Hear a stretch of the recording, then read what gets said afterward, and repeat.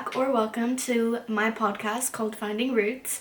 I'm Hannah Bachelis, and I started this podcast about, unfortunately, almost a year ago, and this is my second episode. I had a lot of anxiety and just so many different emotions going on in my head after I uploaded the first video, even though it was only 10 minutes long. I don't know, that's just kind of terrifying to me, but it's all good. I'm back, and welcome to my second episode. And I'm gonna I don't know, I decided to just make this whatever I feel like talking about, I'm gonna talk about. But not so structured, just more of I have notes on my phone and kind of just talking with you, and I guess telling you all my fun little emotions that I've gone through. So, to start, I guess, in my first episode, I talked about just kind of my story in the sense of actually how I got to the United States and just really more about my health issues and all that fun stuff. So, if you haven't watched that one, you probably should watch that first before watching this one. So we're gonna kind of speed up that process. But yeah, it was more of a get to know me, why I decided to do my podcast. And it's honestly, again, as a reminder, just to tell people what I went through, let other adoptees kind of hear my story and maybe relate or maybe not relate. Just kind of help someone, because I know that I can help people. I just don't necessarily know how that is going to be. So might as well just start talking about it and just kind of see where it goes. So the episode 2, I kind of really wanted to focus on kind of just what I could really remember.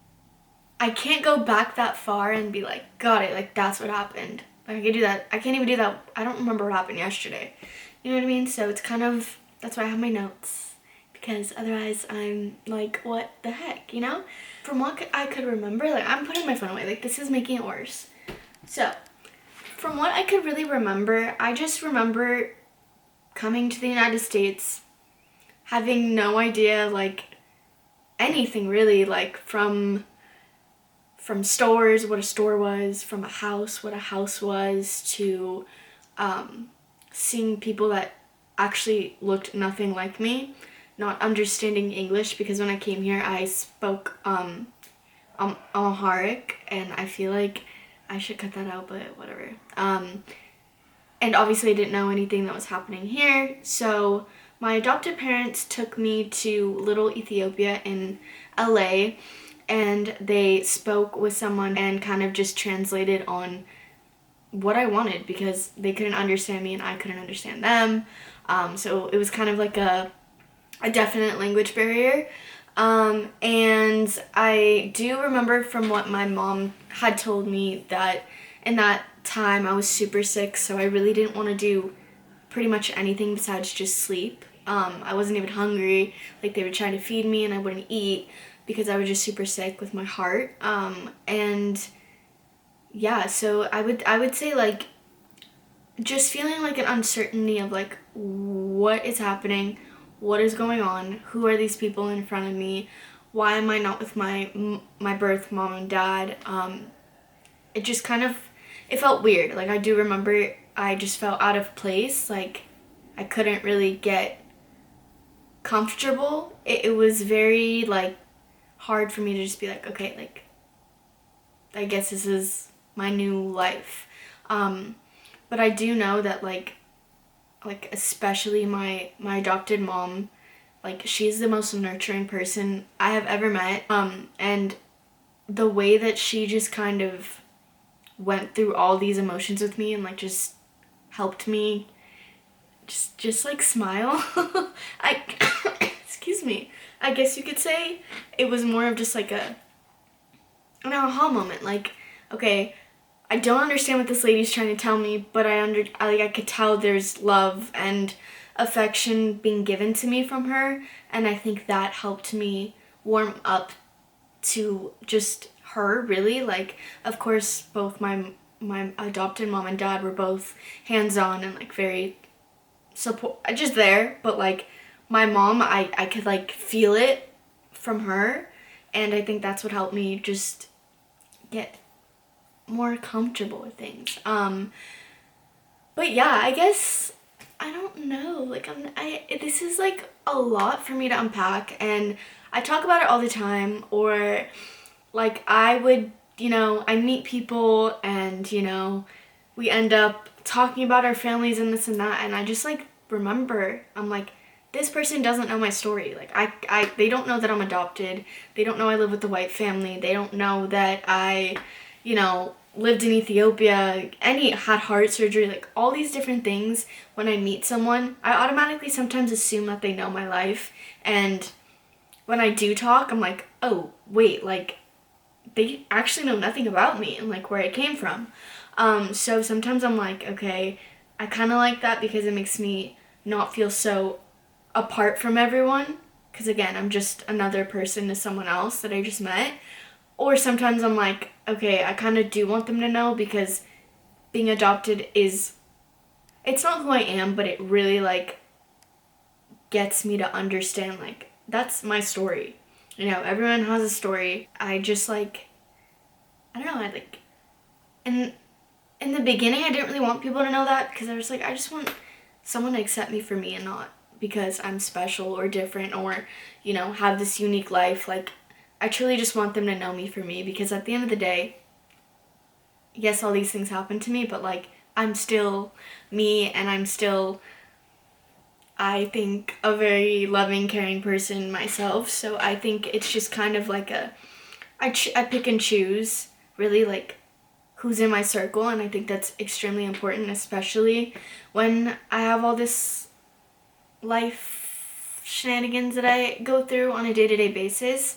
Please hold, I'm not taking a sip of my drink. But yeah, so I would say kind of just my mom being like my comfort in every aspect. I know that from what she's told me. Also, by the way, when I do talk about all this stuff that like about my adoption, I know that I definitely miss so much information. Like I know that I don't have all the information, and or I like may skip something, or I may like, I'll never say anything that's like made up, because why would I do that? It would be more of like, oh shoot, like I actually don't know, or I don't remember. So if that happens, you know why. I'm actually really excited. This makes me really, really, really freaking excited. But yeah, so let's see here. I talked about my mom and like coming here. Let's see. Okay, maybe I do need my phone. Perhaps, probably. So by the way, I say it on my notes. I'm like, yeah, my brain goes from like over here, then over there, like just jumping everywhere, which is still very true. But I would say, like, how do people view me? Like, like I have all these different, I guess, feelings of how does someone look at me, and like what do they think of me. I think I'm gonna just talk about it. So let's start from, I guess, just when I was able to comprehend, like, I was not living in Ethiopia anymore, and that California was my new home in life. Like, I did not know what a house was when I first came here. I truly did not know what a house was. I didn't know what a toilet was. I didn't know what a building was, a store, anything. Like, because I lived on the streets. So, like, when my adopted parents brought me home, into their home, I had to go to the bathroom. And one of the first memories that I even remember, and my parents have told me, is that when I had to go to the bathroom, we walked in the house, and I just pulled down my pants and just went in the living room. Like, again, I thought that was normal, because in Ethiopia we dig a little hole, go to the bathroom outside, because that was our home, and then we'd cover it up with like leaves, like, so that, for me, I thought it was normal. My parents were like, oh my gosh, what did we get ourselves into? I think they might have laughed. I don't really know what happened in that moment, but I do know that I had to get potty trained at like 4.5, 5, because again, I didn't have any of that stuff in Ethiopia. I didn't know how to use a fork, a spoon, a knife, any utensil, no, because in Ethiopia, the Ethiopian culture, you eat with your hands, you sit on the floor on like pillows, and honestly, it's a giant, like, it's not a ceramic bowl or like, it's just a giant circle tray of Ethiopian food and injera bread, which is the bread that you scoop the meats, the lentils, all that, all the peas, the vegetables. You just, like, this was my normal. And when I was served like pasta or oatmeal, I think I discovered oatmeal first before pasta. I would eat it with my hands. Same with pasta, eat it with my hands. Anything that I just had in front of me that was food, I would go like this. So again, my parents taught me how to use a fork, a knife, a spoon, all that fun stuff. Let's see. I remember a core memory that I've had is I remember my mom took me to Target and I saw this pink soccer ball and like I could not stop staring at that pink soccer ball. I don't know if it's because if I loved pink or the idea of like that specific toy or ball just like caught my attention, and I would hold on to that ball like it was my life. I would not let go of it. I would not want to do, like, I would just hold it. Like, I have a picture, I'll put it in here. I have a picture of me like in a stroller just holding this pink soccer ball. I would not let go of it. So yeah, I thought, I have been told that I loved Target when I came here, and I still love Target. Anything shopping, shoes, clothes, like, again, I didn't have any of that, so when I saw it, I was like, whoa, what is all this fun, crazy stuff? So yeah, I do remember that. And then when I started going to school, I was put into speech therapy, and because obviously I would admit that I'm not the best at grammar. I was poor, like really poorly, I didn't know how to freaking speak English. I didn't understand any grammar. So I was put into speech therapy to learn the language, and then also just to kind of make it a continuous thing, so I just would pick it up. So I was put into speech therapy in elementary school, and I was also, and this will be like a whole nother thing, but I was put into special ed because the school thought that I wasn't able to learn and catch on as quickly as I did because of the language barrier and just, I guess, my health issues.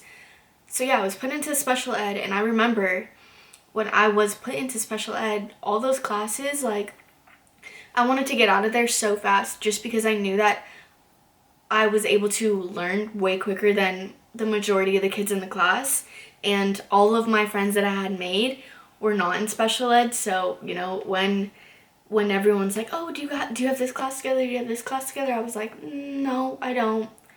But I have recess with you, and like, you know, all the little things that always put me apart from my friends or always made me look different was even like just from school. Like, yes, I wasn't in their classes. I looked very different than them. Like, you know, like I didn't, I don't know, like I like talk about it now, like even just that sentence, I'm like, that's crazy, because I've already felt out of place being in school and being in a white community of literally being the only black kid at school.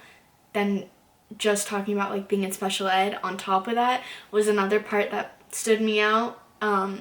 So I would say like I didn't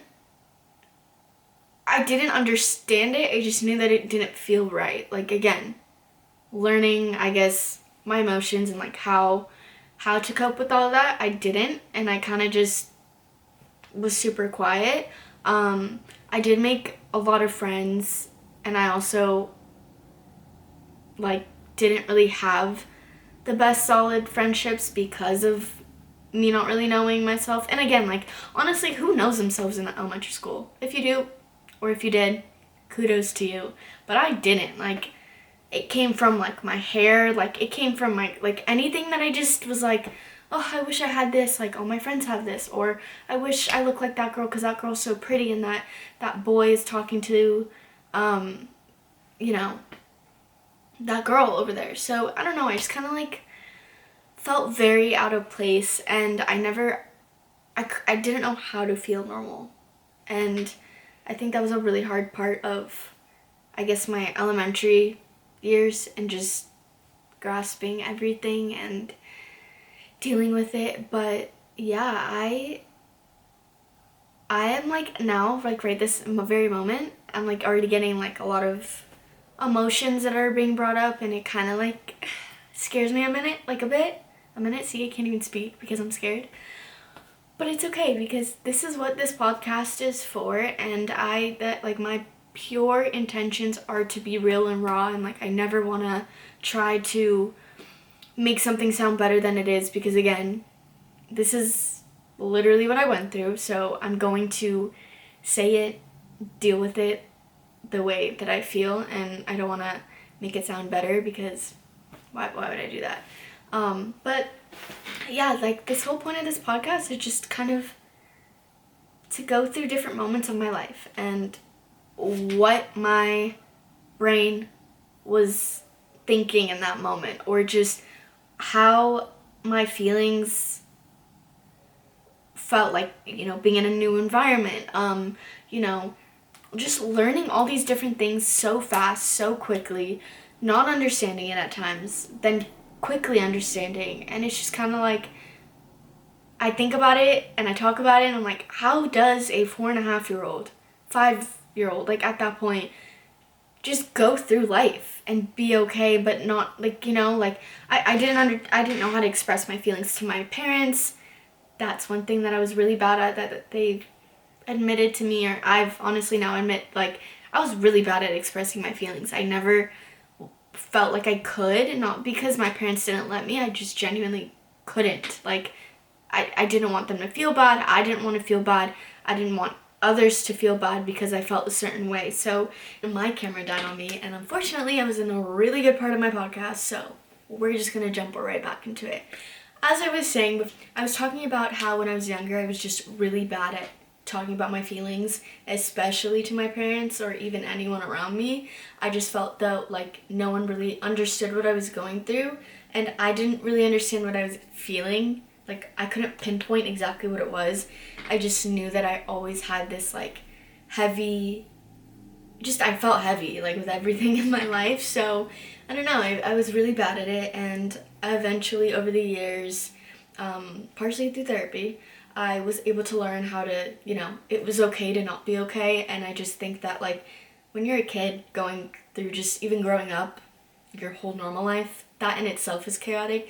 So I can't even like try to imagine what I actually was going through, plus also trying to grow up and, you know, live in this, just society is insane. And I think that was also a big part of my feeling stuck and just not understanding life or people or things, just functioning. And I think that was a really hard part of just growing up. And yeah, I feel like I said a lot in this episode. I know that it was kind of all over the place, but again, like I said, I'm not cutting anything out. It's really raw and real, and I'm just gonna talk about where my brain goes to, what I feel.